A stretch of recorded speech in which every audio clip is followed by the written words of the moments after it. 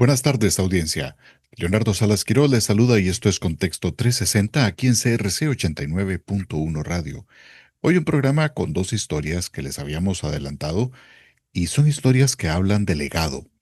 Primero, Proyecto Daniel, que nos hablará de cuándo la empatía se vuelve acción y red de apoyo para que nuestros jóvenes y sus familias transiten momentos difíciles con dignidad y acompañamiento cuando viven procesos de cáncer en esas edades de juventud. Luego, la pregunta clave para miles de emprendedores. ¿Cómo pasar de empresa familiar a una familia empresaria sin perder el ADN? Nos va a visitar Omar Castillo, consultor internacional desde México, para aterrizar los errores comunes, temas de sucesión del negocio, de buenas prácticas que funcionan aquí y ahora. Quédese con nosotros. Vamos a tener información útil, historias que inspiran y herramientas concretas. Arrancamos.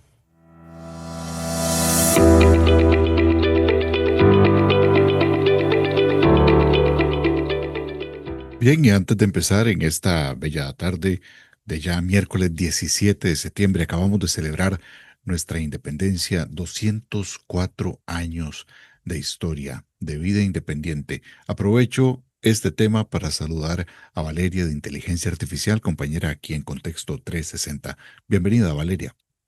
Hola Leonardo, un gusto estar aquí y un saludo a toda la audiencia de Contexto 360.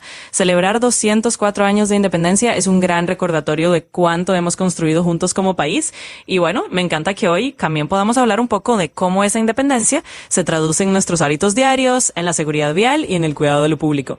Así que vamos a darle. Empezamos esta conversación.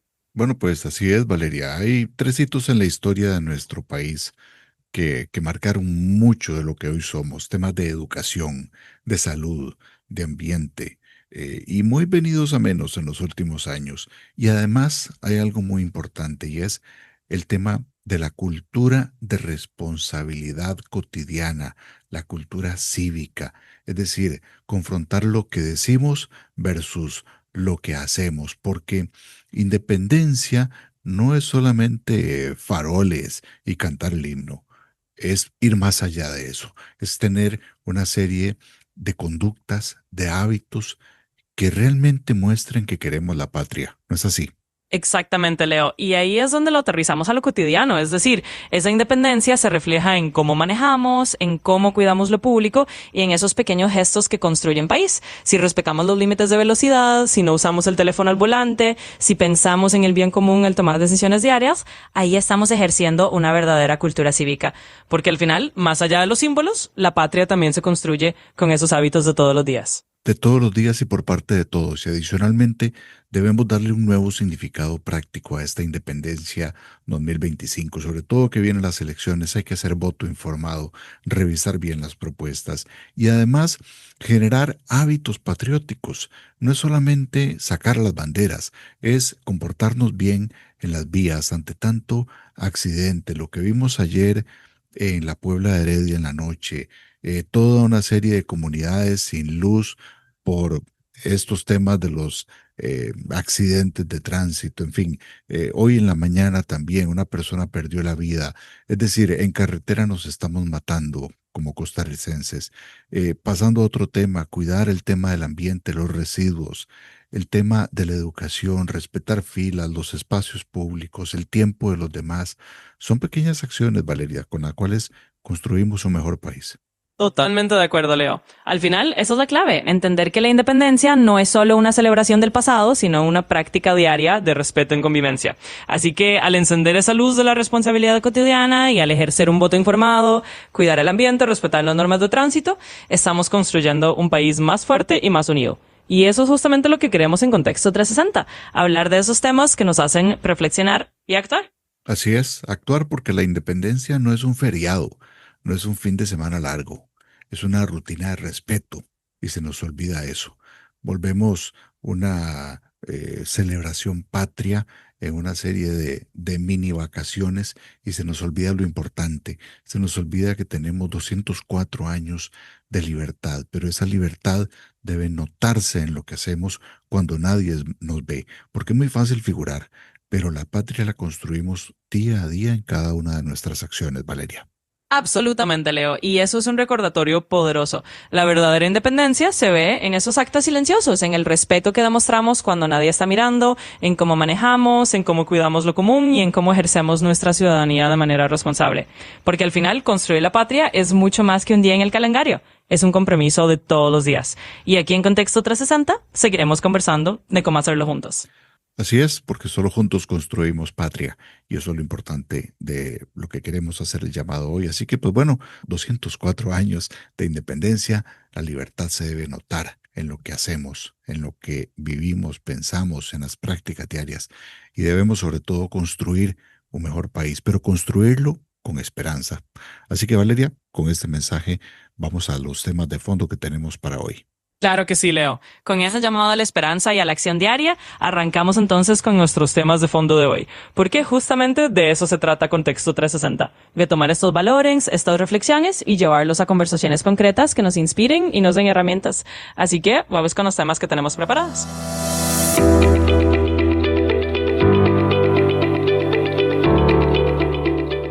Estimados oyentes, recuerden que estamos acá en CRC 89.1 Radio, programa Contexto 360, y pues hoy nos honramos de hablar de algo que tiene que ver con puentes de esperanza, y vamos a hablar de Proyecto Daniel. Ya ellos habían estado con nosotros en un programa anterior, y hoy queremos volver a hacer un llamado a la esperanza, a la solidaridad y a construir un mejor país también.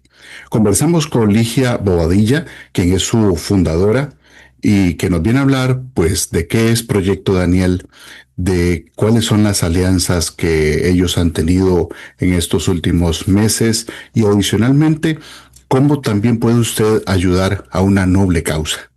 Buenas tardes, doña Ligia, bienvenida a Contexto 360. Buenas tardes, Leonardo. Muchísimas gracias por la invitación. Es un honor para mí estar con ustedes. Muchas gracias, doña Ligia. Y pues bueno, como decíamos, ya habíamos tenido aquí a Proyecto Daniel. Hay que recordar que es una asociación sin fines de lucro y que nació allá por el año del 2010. Ya son 15 años, doña Ligia. Pero cuéntenos, repasemos esa historia de nuevo acá de cómo nace Proyecto Daniel.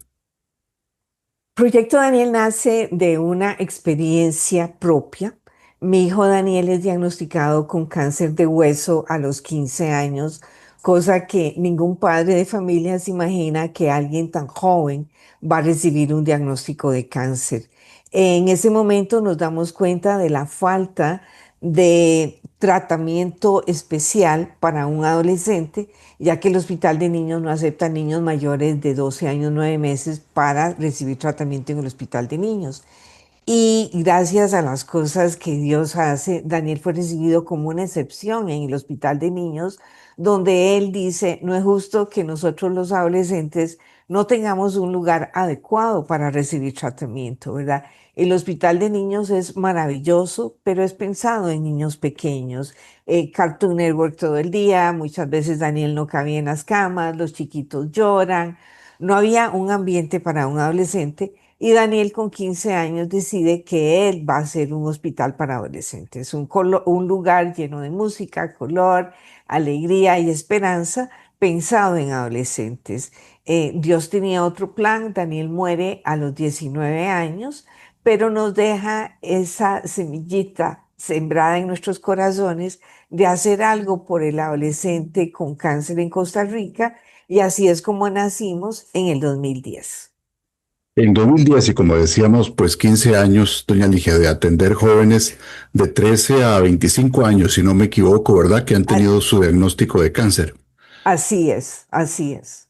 Bueno, y además, como usted bien decía, la labor del Hospital de Niños es muy valiosa, es muy importante. Hay que seguir reforzando eso, pero claramente sí, hay una población que no es cubierta por el Hospital de Niños y hablamos de esos adolescentes y jóvenes que requieren también del apoyo. Y para eso está justamente Proyecto Daniel, que entiendo que también en el 2019 fue declarada de interés público. ¿Cuántos jóvenes han pasado ya por Proyecto Daniel, doña Ligia? Por Proyecto Daniel han pasado más de 3.000 jóvenes y es ellos, sus familias, es encontrar un espacio eh, que llena ese vacío que no tenía el hospital de niños, ¿verdad? Para una población muy específica, porque antes de que empezara Proyecto Daniel, esta población era completamente invisible. Y eso es el logro más importante que hemos hecho como organización, hacer visible a un grupo etario que antes no se pensaba.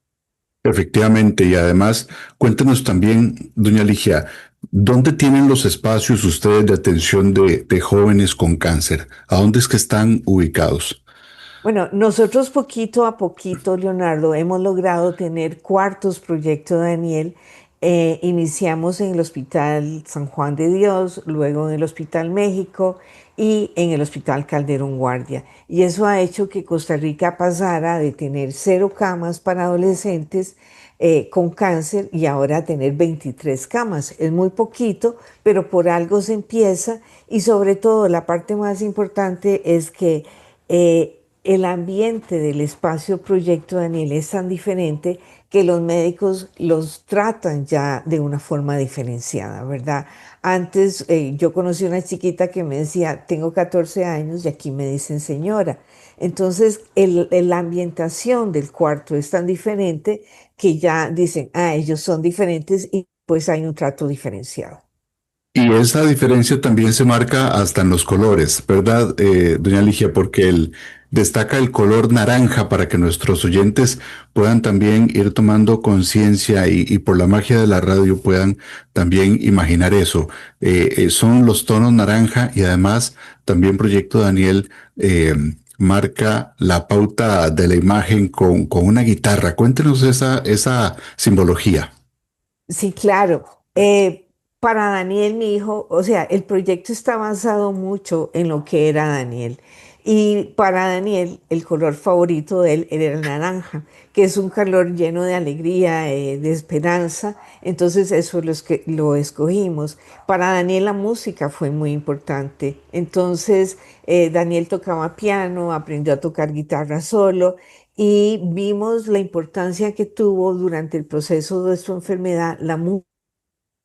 Creemos mucho en la música y por eso la guitarra es parte del logo de Proyecto Daniel, ¿verdad? Es una guitarra en forma de 8 porque Daniel nació en 1988 y murió en el 2008. Entonces hay mucho símbolo ahí dentro de nuestro logo. Y qué mejor forma de llamarle que Proyecto Daniel, justamente, porque eso es lo que ha marcado toda esta historia de 15 años, donde no ha sido fácil, me imagino, doña Ligia, porque además todo este apoyo que se ocupa, todas estas inversiones, pensando en esa juventud, pues requieren aportes, requieren dinero, no solo es el esfuerzo, el tiempo y toda la vocación de servicio que usted ha logrado sumar a lo largo de estos años, sino que también de generar alianzas. ¿Cuáles son esas principales alianzas que ustedes han logrado forjar a lo largo de estos 15 años? Pues como usted lo dice, Leonardo, para nosotros las alianzas son muy importantes y nuestro mayor aliado es la Fundación Mafre de España, que nos apoya, la Fundación Starbucks, la Fundación Edwards, empresas que se unen a nosotros y nos apoyan a hacer eh, esos realidad, esos espacios, todas las actividades que se hacen para los jóvenes, porque Proyecto Daniel es mucho más que infraestructura hospitalaria, ¿verdad? Son actividades porque para nosotros una de las cosas más importantes es que estos chicos no pierdan la esperanza, que no se vayan a deprimir, porque si se deprimen no salen adelante. Entonces, que vivan su enfermedad con esperanza, que a pesar de lo fuerte que es tener un diagnóstico de cáncer, sigan sonriéndole a la vida y tengan esos deseos de luchar por vivir. Entiendo, doña Ligia, que bueno, todos estos aliados que usted mencionó, también hay empresas ticas, ¿verdad? En este tipo de aportes que han dado como manos que se han sumado a Proyecto Daniel. Pero claro, es que hay mucho que hacer en temas de salud, de nutrición, de ese apoyo emocional que usted está diciendo, de educación también. ¿Qué es lo que aprendieron ustedes en Proyecto Daniel a lo largo de estos años de estas alianzas? ¿Qué tiene que hacer bien un aliado para sumarse, para ser parte de la solución? No solamente aparecer, ¿verdad? Sino realmente que se compromete, que brinde el apoyo que ustedes requieren. Es un compromiso y para ellos ver que estos jóvenes que son el futuro de Costa Rica salen adelante, que tienen una buena actitud, que están recibiendo becas de estudio para que no sean solo sobrevivientes de cáncer, sino que también sean triunfadores ante la vida y sobre todo que no se conviertan en una carga para la sociedad. Eso es parte de lo que también a todos estos aliados los llena, ¿verdad? Cada aliado tiene sus propios, por ejemplo, algunos quieren que se invierta el dinero en educación, otros en salud mental, diferentes cosas que son súper importantes. Incluso para nosotros no son solo los pacientes los que apoyamos, sino que también a esos cuidadores que también necesitan ser escuchados, necesitan tener un espacio para poder expresar lo que sienten. Y nadie mejor que alguien que ha vivido una situación similar se puede entender. Doña Ligia, y además, pues en esta tarde que estamos conversando sobre Proyecto Daniel, ya dijimos que, bueno, son 15 años que ustedes tienen espacios, cuartos en el Hospital San Juan de Dios, en el Hospital México y en el Calderón Guardia. ¿Cómo es un día normal de acompañamiento de estos jóvenes de 13 a 25 años? Cómo es un día habitual para que nuestra audiencia tenga idea pues de lo que hacen ustedes en Proyecto Daniel?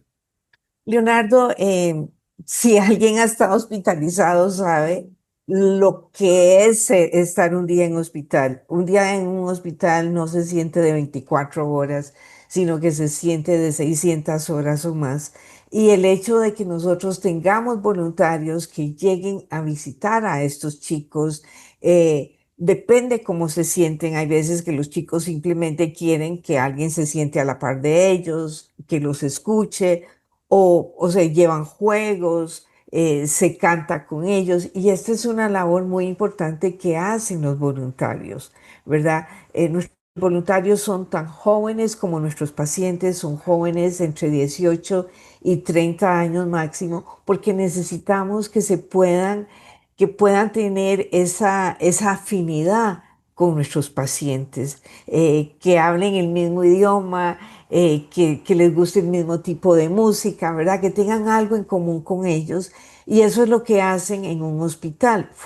Cuando están fuera de hospital, Proyecto Daniel también tiene actividades en que apoyamos a esos chicos para que su vida no sea solo alrededor de un hospital, que conozcan otros muchachos, que bailen, que canten, porque ellos pueden tener cáncer, pero su esencia humana es la misma como cualquier chico saludable. Y efectivamente eso se refleja hasta en las redes sociales y en la página de Proyecto Daniel. Yo les invito a todos, a los que nos escuchan, a que visiten proyectodaniel.org. Ahí se van a dar cuenta de lo que está contando doña Ligia, de esa alegría, de esos colores y de esas vivencias, de esas sonrisas que se han logrado conquistar gracias a Proyecto Daniel. También decíamos que uno de estos apoyos es de la Fundación Mafre. Entiendo que recientemente dieron una donación bastante importante, doña Ligia, justamente para apoyar estos programas de salud, nutrición y educación. Así es, recibimos una donación de 60.000 euros, que es un monto muy importante y que nos permite darles a los chicos becas de estudio, tanto para que aprendan un segundo idioma y tengan mejores oportunidades laborales en un futuro. Y también gracias a ellos podemos darles becas de programas cortos de un año para que saquen un diplomado y nos llena de mucha satisfacción saber que ya tenemos 7 chicos que ya se han graduado con un técnico. También podemos ayudar a esas familias que lo necesitan y son referidas por trabajo social para compra de alimentos, ¿verdad? En esto las necesidades son muchas. Yo siempre digo que no hay dinero que alcance cuando uno tiene un familiar con cáncer y alguno de los papás tiene que dejar de trabajar, entonces los ingresos son menos, o si es solo, vemos mucho en Proyecto Daniel, mamás que son jefes de hogar, lo cual todavía hace las situaciones más difíciles, y el poderles brindar ese apoyo de que mensualmente puedan comprar alimentos, pues es una verdadera bendición. Igual que en los programas educativos y recreativos que tenemos, como lo es el campamento Aventura de Amigos, la conferencia Conectando Sonrisas, pues gracias a este aporte también podemos hacer esas actividades posibles. Así es, doña Ligia, y para que nuestra audiencia tome dimensión de eso, bueno, se hablan de montos de dinero, pero a final de cuentas, como decíamos, han pasado más de 3.000 jóvenes y sus familias acompañando este proceso, más otra serie de realidades que se presentan en el camino, ¿verdad, doña Ligia? Y que, como usted decía, no solamente el tema del paciente con cáncer, sino de toda su realidad y de todo lo que sucede en su entorno. Ya nos decía usted algo que a veces no tomamos conciencia y es que a veces, claro, uno de los padres tiene que dejar de trabajar para dedicarse a cuidar a su hijo y eso pues tiene un impacto económico en la familia. Y ustedes atienden también y ayudan en eso. Entonces, ¿qué significa sostener esa red, doña Ligia, de Proyecto Daniel año tras año? ¿Cuánto más falta para llegarle a más también? Pues mi sueño es lograr conocer a un paciente, si fue diagnosticado ayer, que lo conozcamos al día siguiente y poderle brindar ese apoyo. Lo que queremos es que ningún joven diagnosticado con cáncer viva ese proceso solo. Y hemos visto cómo el conocer a Proyecto Daniel les ha cambiado esos deseos de seguir luchando, ¿verdad? Los impulsa a que quieran sonreír, a que el cáncer no les robe la juventud. Entonces, para mí significa mucho compromiso, pero a la vez una gran gratitud de poder hacer este sueño o este legado que nos dejó Daniel una realidad, porque definitivamente conocemos a los chicos y es un antes y un después que ellos conocen Proyecto Daniel, donde, como estábamos hablando, no son solo ellos como pacientes los que se ven afectados, es toda la familia, son los hermanitos que muchas veces no se piensa en los hermanos, ¿verdad? Y ellos también necesitan apoyo. Ciertamente, esas realidades hay que hablarlas, hay que decirlas, porque existen y a veces pasan de lado ante nuestras vidas y no podemos dejar que eso suceda así.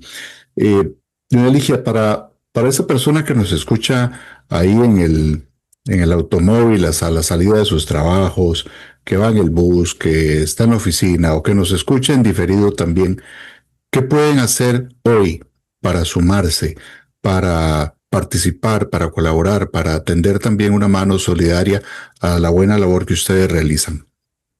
Leonardo, siempre todas las donaciones son bienvenidas y no tienen que ser montos gigantes, ¿verdad? Como lo es el monto de Fundación Mafre. Cada colón suma y cada donación se convierte en esperanza para nuestros chicos y sus familias.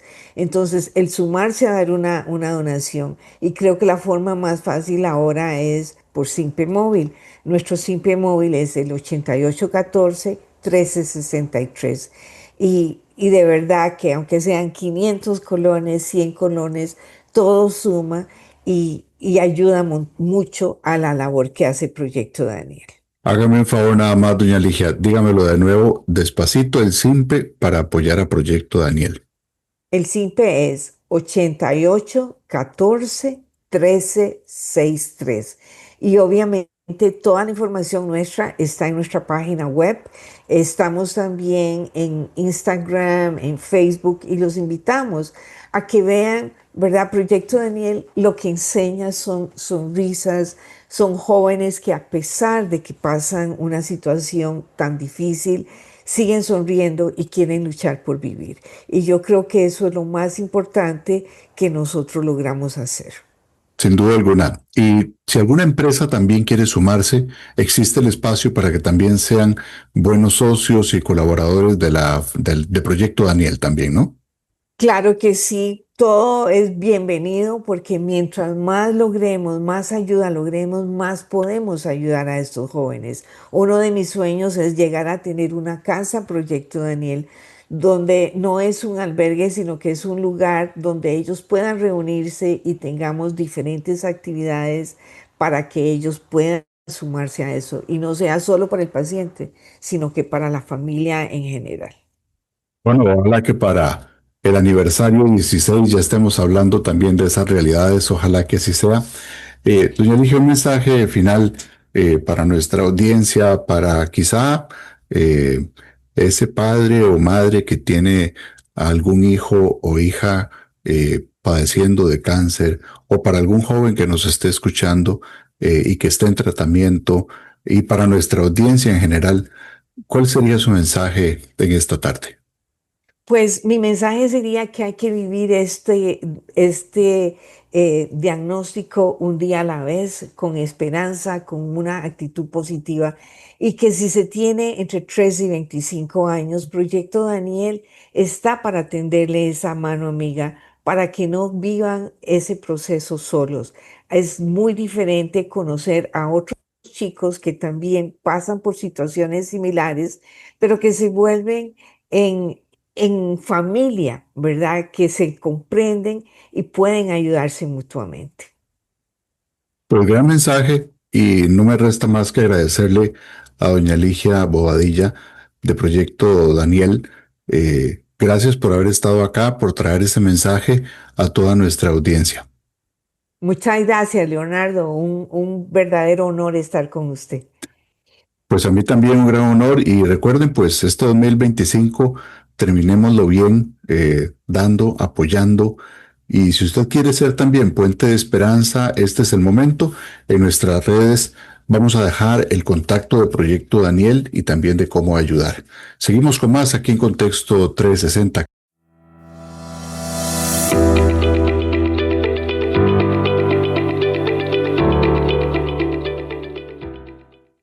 Y después de escuchar cómo cuidar a las personas, sostener la esperanza, cambiamos de cancha sin perder el hilo, cuidando el legado, también pasa por la empresa que sostiene la familia.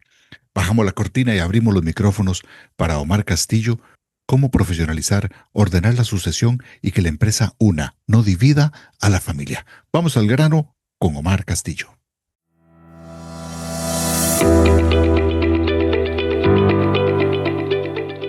Bien, estimada audiencia, aquí en CRC 89.1 Radio, estamos en Contexto 360 a las 3 de la tarde durante 60 minutos y en esta segunda parte del programa, como les había anunciado, nos visita don Omar Castillo, consultor internacional de empresas familiares. Él es costarricense, pero está radicado en México y pues vino hace unos días a un encuentro organizado por MUCAP y por el INA allá en el TEC de Cartago, donde más de un centenar de pymes trabajaron el paso de empresa familiar a familia empresaria.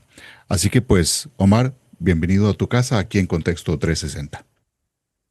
Gracias por la invitación, Leonardo. Y sí, muy contentos. Pude estar la semana pasada en este evento organizado que nos llevaron desde México, la MUCAP y el INA, y gratamente sorprendido de la cantidad y la calidad de las empresas que vimos en ese evento en Cartago. Así que muchas gracias por la invitación.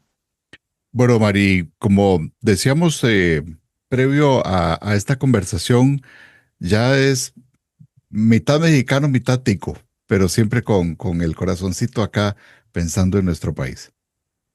Sí, digamos que yo soy originario de Costa Rica porque nací allá. Lo que pasa es que toda mi carrera profesional como consultor y específicamente como consultor de empresas familiares, la desarrollé en México, que es un mercado bien interesante porque al inicio, digamos que desde mi llegada aquí en México, yo topé con la casualidad de llegar a una ciudad en el norte que se llama Monterrey. Para los que no la conocen, Monterrey es como la capital industrial de México y un poco eso es porque la economía de Monterrey se desarrolló a partir de venderle productos y servicios a Estados Unidos. Entonces ha sido muy pujante, muy creciente y sin saberlo en aquel momento, me encontré con la capital de las empresas familiares, casi que podría decir de Latinoamérica. Entonces fue y ha sido una ruta, digamos, profesional de muchísimo aprendizaje, apoyando y desarrollando estrategia para organizaciones aquí en México, mucho en Monterrey, pero también en otras ciudades como la Ciudad de México. Bueno, pues estupendo. Omar, y pues entrémosle al tema luego de hacer este repaso de la bonita experiencia que tuviste la semana pasada con la gente de MUCAP. Buenos amigos de MUCAP, por cierto, que han estado también aquí en el programa en varias ocasiones dándonos consejos financieros y de otro tipo. Y, y pues vamos al tema con vos, que tiene que ver justamente con empresas familiares. ¿Qué significa pasar de una empresa familiar a una familia empresaria, en palabras simples? Ujú. Sí, el reto que tienen o los retos que tienen las empresas familiares tienen que ver, siempre digo yo, digamos como de dos tipos principales.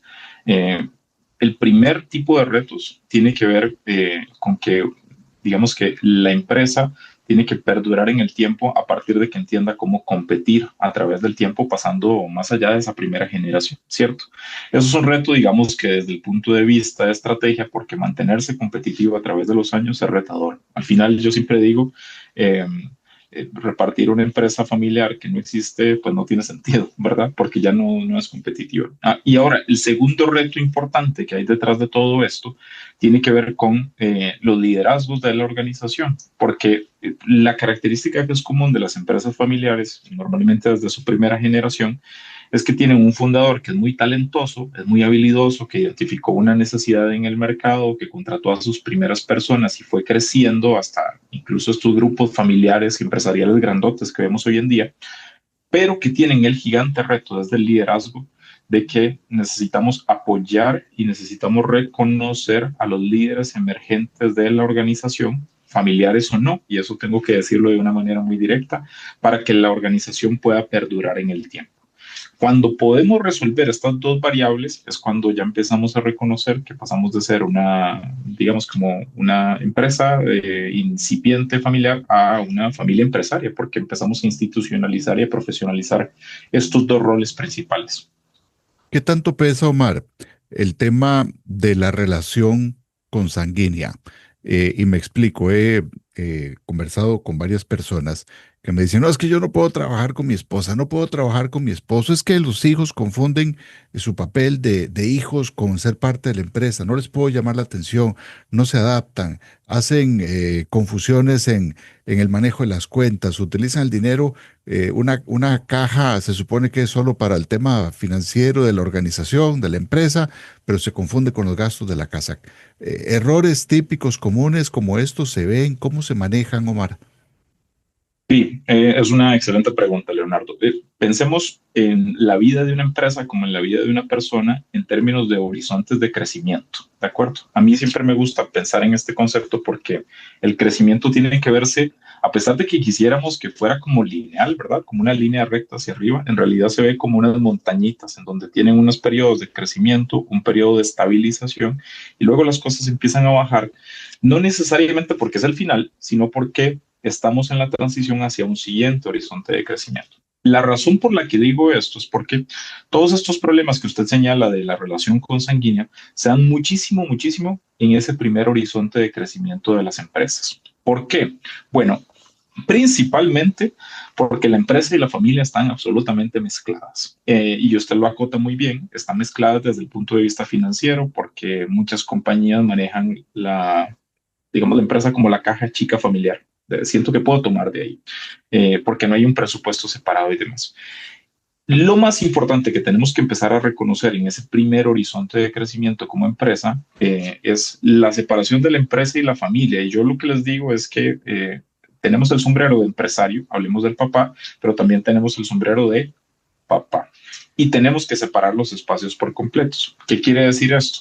Bueno, recomendaciones puntuales. Número uno, que cuando hablamos de la empresa, hagámoslo en la compañía y no fuera. Esto es retador y yo lo digo desde un punto de vista de que yo sé que es difícil no hablar de la empresa en la comida con los abuelos, es difícil, pero digamos que con el protocolo mismo ya empieza a haber una cierta conciencia. Segundo, necesitamos un presupuesto separado de la familia. Y esto es retadorcísimo, pero al mismo tiempo es un antes y un después en las compañías. ¿Por qué? Porque yo prefiero que las personas que trabajan en la empresa tengan un salario y ese salario esté controlado, a que la gente lo vea como que puedo contar con ese presupuesto para las inversiones o para los viajes a la playa o los viajes a Europa, ¿de acuerdo? Que son como una práctica muy común en las organizaciones.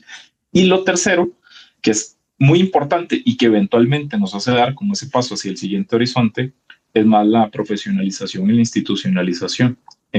Básicamente cuando empiezan a entrar con un protocolo familiar, con los acuerdos de accionistas, y esto básicamente nos permite como marcar la cancha para que haya una profesionalización.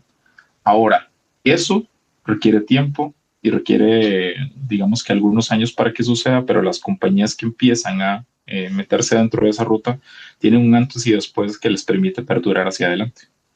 Bueno, y en esa ruta me imagino, Omar, que pues algunos serán exitosos y otros quedarán en el camino. Eh, pero vamos a partir del hecho de que se tome esa ruta, de que se asumen esos procesos que estás mencionando. Eh, ¿Cómo se profesionaliza esa visión de familia empresaria sin matar justamente el tema de la cultura familiar? Eh, y me explico un poco más. ¿Cómo hacemos para manejar la contabilidad, las finanzas, el tema de la gestión del personal, del recurso humano, porque la empresa va creciendo, etcétera?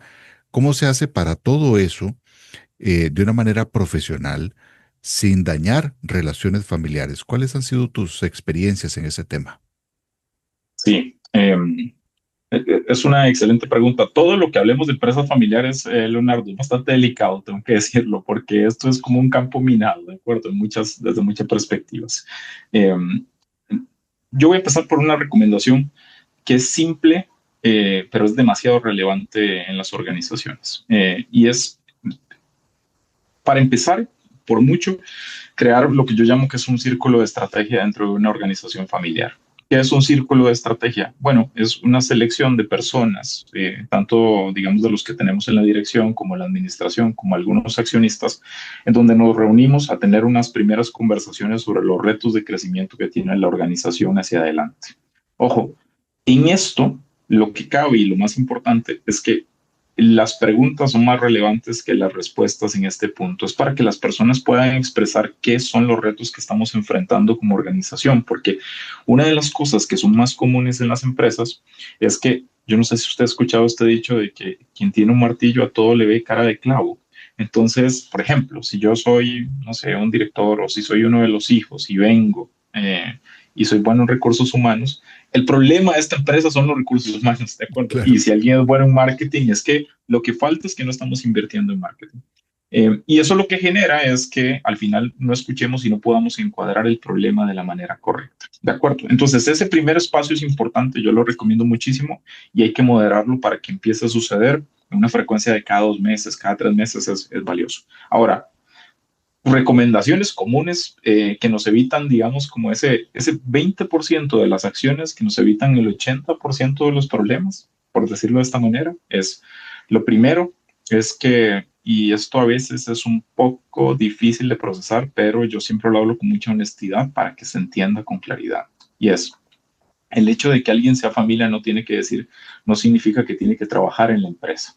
Ojo que es duro y yo soy consciente de que es duro decir esto, pero lo digo desde el punto de vista de que a pesar de que somos empresas familiares, en el fondo somos empresas y tenemos que entender que competimos en el mercado. Eh, si ustedes han escuchado, por ejemplo, a Carlos Slim, que es un empresario familiar muy famoso y demás, él tiene una frase que es un poco fuerte, pero que es importante escuchar, y es mejor mantener que dar trabajo. ¿Qué quiere decir eso? Es que no vamos a traer a alguien que no tiene la mejor posición, digamos, desde el punto de vista de capacidades o de competencias, para un rol solamente porque sea familia.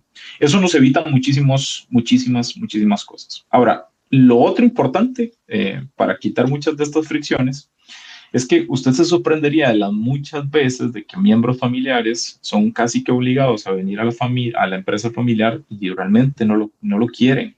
Entonces yo le doy mucha tranquilidad a la gente de decir, está bien ser hijo y ser accionista y no participar en la administración y la dirección de la organización, ¿de acuerdo? Porque al final somos una empresa que tiene que competir y no lo dimensionamos, pero traer a alguien que no quiera y además que no tenga las capacidades ni las competencias, se sufre en el mercado y eso hace que al final estemos repartiendo un pastel que no existe porque la empresa se va deteriorando.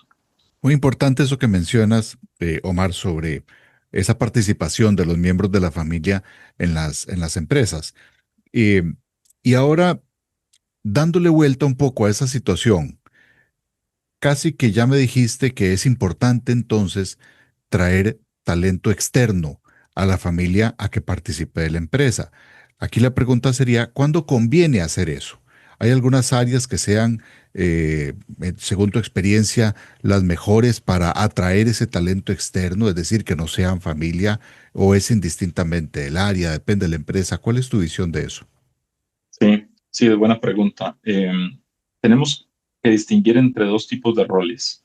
Los roles de liderazgo dentro de la organización y los roles más operativos. Ojo, ambos tremendamente importantes, ¿de acuerdo? La primera gran decisión que tenemos que tomar como organizaciones familiares es si dentro de la familia, digamos que los que tenemos de accionistas familiares, existe un sucesor lógico que tenga la capacidad de liderar la organización. De acuerdo. Ojo que lo digo de esa manera porque es que necesitamos eh, resolver esa posición de liderazgo. Eso, por supuesto, genera una serie de retos y conflictos porque a veces hay más de un sucesor que tendría sentido o más de un sucesor que se siente como sucesor, pero eso es como donde tenemos que centrar nuestra atención inicialmente. Lo digo porque la mayoría de los roles operativos que hay en una organización, el otro tipo de rol, sí pueden ser cumplidos por externos y demás, pero esa pieza es tremendamente importante inicialmente. Ahora, si adentro de la organización, objetivamente, no vemos a alguien con potencial de sucesión, ¿de acuerdo? O incluso que es bien común, Leonardo, y esto tenemos que saberlo como tal, o es quien se colocó ahí ya no tiene sentido o no nos está dando los resultados. Y ojo que siempre yo digo que esto sucede no, es decir, cuando hay una sucesión, un rol del liderazgo, no sucede, no se anuncia. No sé si han escuchado esta frase de que las buenas noticias se dicen los lunes y las malas los viernes para que se olviden durante el fin de semana. Eso sucede Claro. mucho en medios, por ejemplo, Ujú. ¿Verdad? Porque todo el mundo se distrae el fin de semana. Bueno, en los liderazgos, normalmente lo que pasa es nos damos cuenta de que no está funcionando y entonces quién es el CEO o el director emergente de la organización se va a hacer una maestría a España. Eso es como una forma limpia de salir y entonces así se coloca al siguiente rol de liderazgo de la organización. Y tiene que ser alguien objetivo, externo, con experiencia, que realmente pueda demostrar en periodos en donde lo vayamos midiendo de aquí para adelante. Normalmente, ojalá que haya tenido experiencia previa en alguna otra empresa familiar, porque esto es un mundo bien particular, distinto al corporativo, distinto al de las pymes o los emprendimientos, que son importantes, pero viven en un horizonte de crecimiento muy particular. Y si vamos a enfocarnos en algo, enfoquémonos en esa posición de liderazgo, porque estando esa bien, los roles operativos se pueden ir resolviendo desde dentro, fuera de la familia, pero porque tenemos a esa pieza. Cuando la empresa va creciendo, Omar, y ese fundador, esa figura clave, ese liderazgo consolidado, falta, pongamos porque pues ya se retiró o ya pues falleció, eh, y aparecen muchos, pongámoslo así, muchos novios para el puesto. Eh, ¿Qué hacer en ese caso? Porque, claro, querer asumir, querer heredar ese tema se vuelve muy atractivo seguramente si la empresa ha crecido, se ha consolidado, tiene ganancias, está bien posicionada, es decir, claramente se vuelve un atractivo. Si eso no está claro, puede ser una fuente de conflicto muy fuerte que inclusive pues ponga en peligro a la empresa. Sí, sí, totalmente.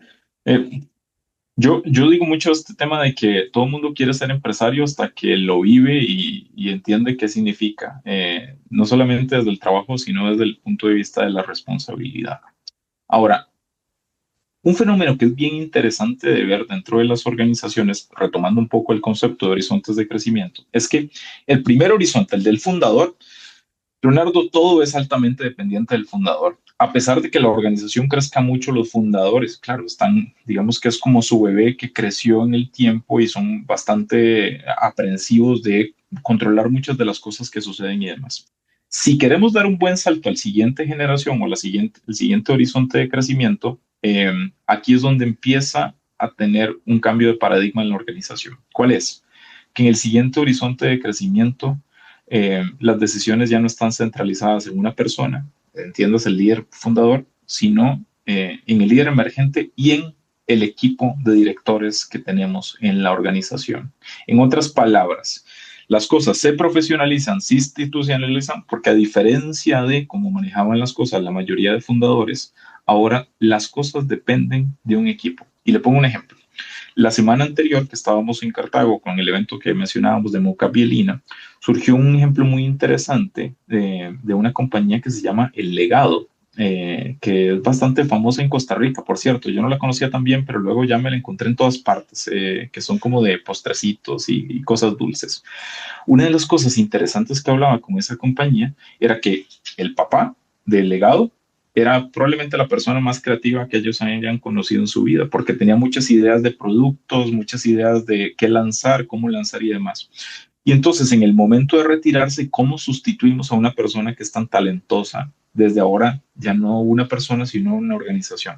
Bueno, lo que hicieron ellos en ese caso, para poder resolverlo, es que crearon un comité de innovación y de ideas de nuevos productos, en donde ya no depende del talento de ese fundador, sino de sugerencias de clientes, sugerencias de los mismos trabajadores, sugerencias de los directores. Entonces, creamos un pool para resolver una capacidad que antes cumplía el fundador, pero ahora es de un equipo. Y eso, si empezamos a dar esos pasos, se empieza a volver absolutamente sostenible el crecimiento hacia adelante. Entonces, dejar de pensar tanto en la dependencia de una persona y enfocarnos más en los roles de liderazgo que va cumpliendo un equipo.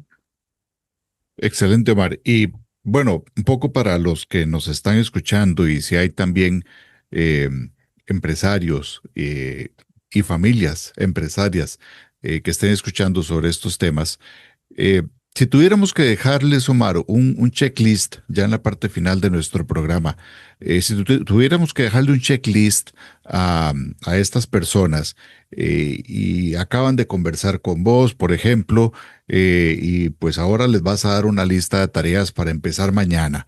Entonces, ¿cuál sería ese checklist a que revisen estas familias que tienen algún negocio y qué resultados esperarían ver en un futuro más o menos cercano? Sí, planteémoslo de esta manera. Lo primero que tiene que suceder en una empresa familiar, desde mi recomendación, es que es el pasito de bebé, pero que es tremendamente importante, y es abrir la conversación.